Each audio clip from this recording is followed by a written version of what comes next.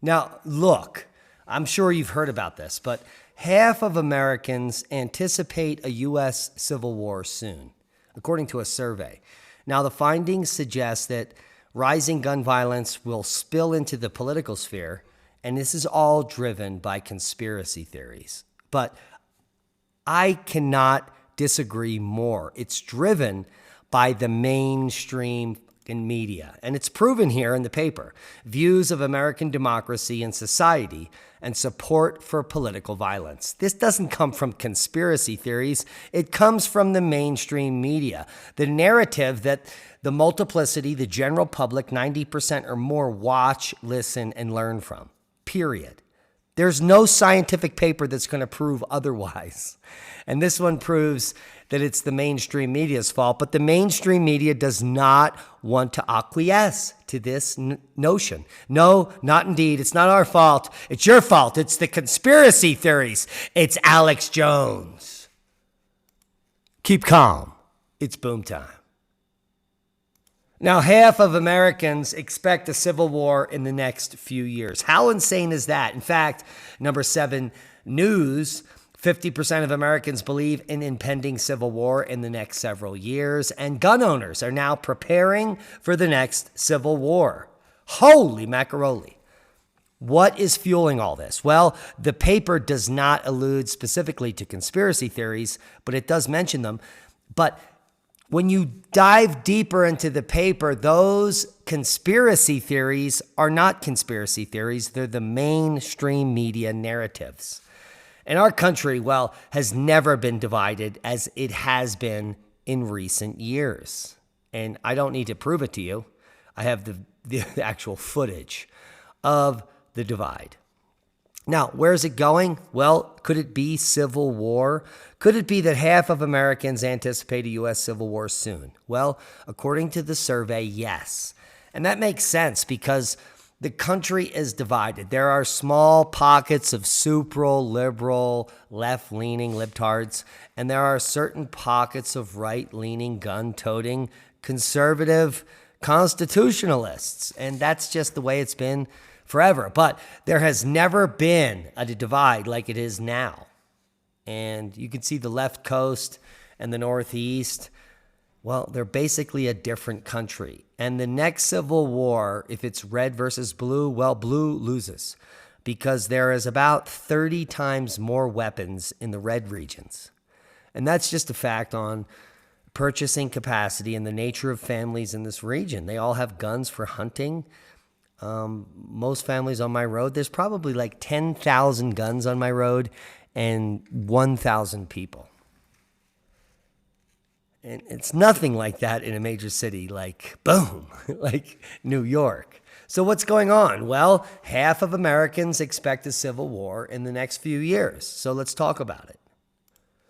Now, violence can seem to be everywhere in the United States, but according to the mainstream media, they have been focusing their spotlight on the January 6th, 2021 fake insurrection that actually, well, the Capitol Police opened the door, so it's not even a thing.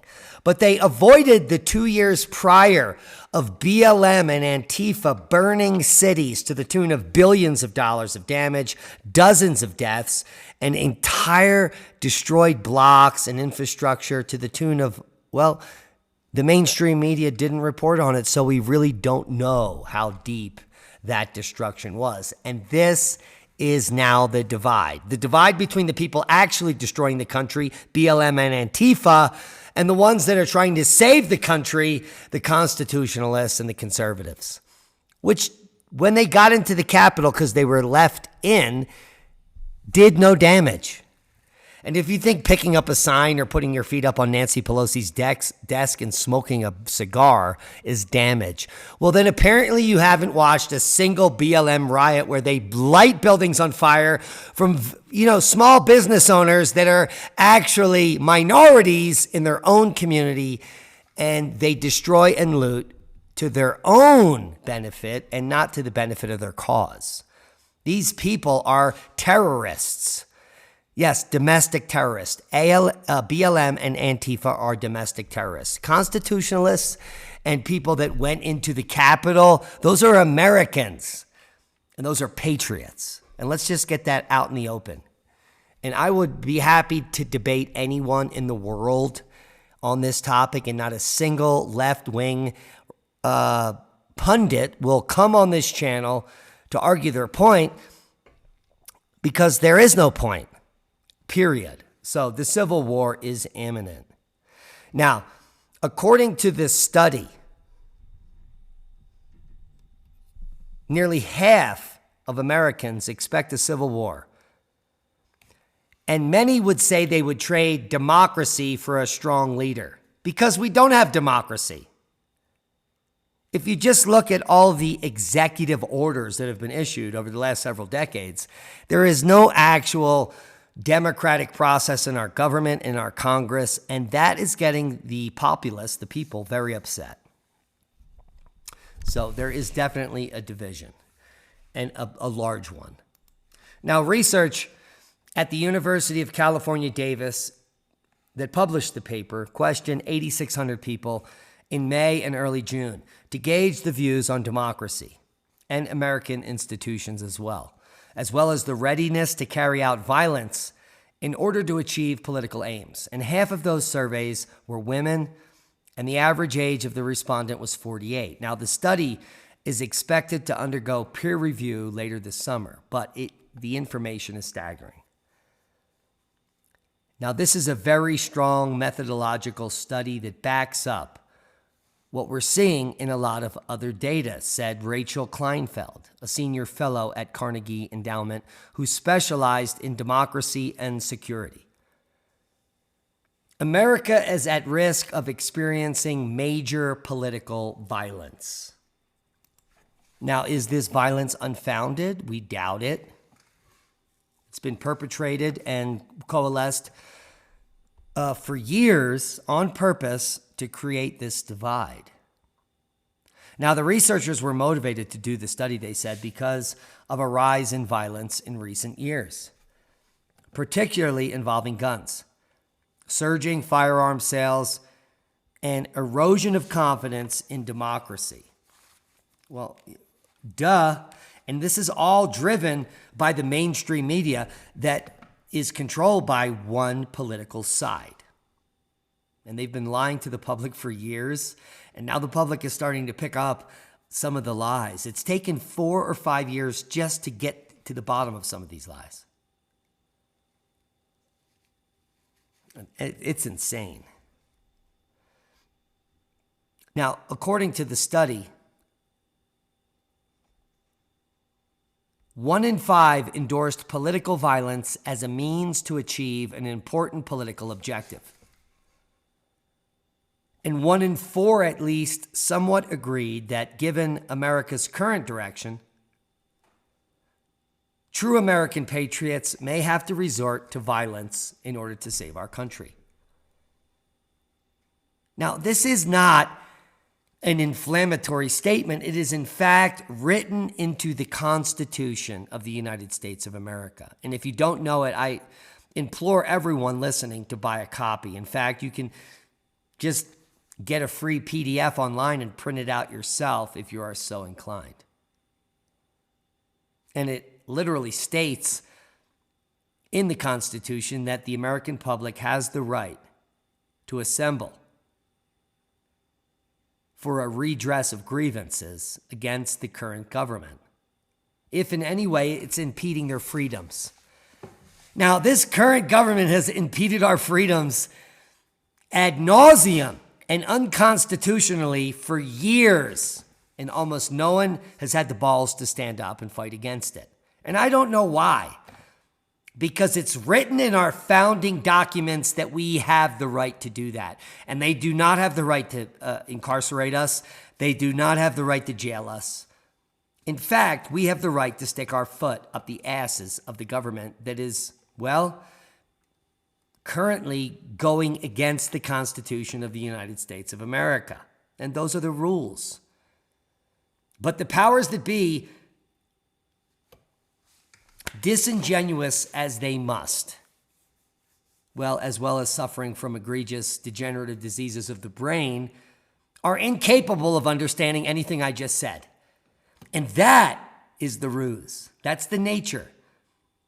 See all these leftards up here on the East Coast? Yeah, they have no idea about what I just said is fact.